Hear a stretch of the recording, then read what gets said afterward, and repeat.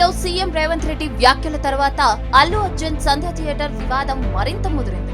దానికి తోడు Allu Arjun press meet పెట్టడం మరో సంచలనానికి దారితీసింది. ఎంతలా అంటే అల్లు అర్జున్ ఇంటిపై రాళ్ల దాడి జరిగేంతలా. జేఏసీ ఆధ్వర్యంలో పలువురు అల్లు అర్జున్ ఇంటిపై దాడి చేశారు. అల్లు అర్జున్ వల్లే రేవతి చనిపోయిందంటూ జూబ్లీ హిల్స్ లోని బన్నీ ఇంటి ముందు ఆందోళన చేశారు.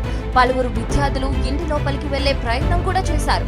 ఇంటిపై టమాటాలు, రాళ్లతో దాడి చేశారు. పలువురు గోడలు ఎక్కి లోపలికి దిగి బౌన్సర్లతో గొడవ పెట్టుకున్నారు. బౌన్సర్లు అడ్డుకోవడంతో వారిపై కూడా దాడి చేశారు. రేవతి చావుకు కారణం అల్లు అర్జున్ అని నినాదాలు చేశారు. అయితే ఇప్పటి వరకు ఈ దాడిపై ఏ ఒక్క సినీ సెలబ్రిటీ రియాక్ట్ అవ్వలేదు.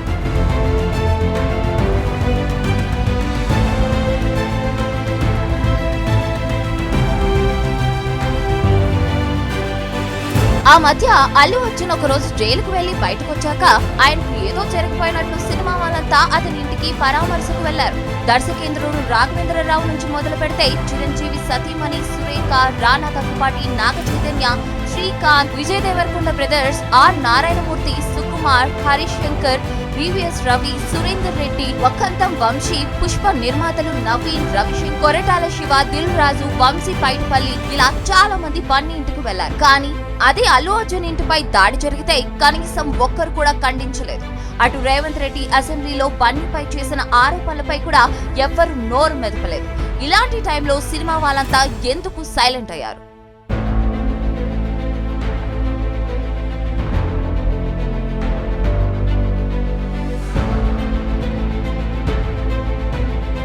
తెలుగు ఇండస్ట్రీకి నేషనల్ అవార్డు తీసుకొచ్చి పరిశ్రమ గౌరవాన్ని మరింత పెంచిన హీరోకు ఇన్ని ఇబ్బందులు తలెత్తుతూ ఉంటే సినిమా వాళ్ళు మాత్రం ఏం ఎరగనట్లు ఎందుకున్నారు? ఈ ఇష్యూలో వేలు పెడితే వివాదం పెద్దదవుతుందని అనుకుంటున్నారా? లేక తెలంగాణ ప్రభుత్వంతో పెట్టుకోవడం ఎందుకని భయపడుతున్నారా? బన్నీ వ్యవహారంలో సినిమా వాళ్ళు ఎందుకు సైలెంట్ అయ్యారో తెలియదు. కానీ ఫ్యాన్స్ మాత్రం తమ హీరోని సినిమా వాళ్ళంతా ఒంటరివాణ్ణి చేసేశారని సోషల్ మీడియా వేదికగా తమ ఆవేదన వ్యక్తం చేస్తూ వరుస పోస్టులు పెడుతున్నారు.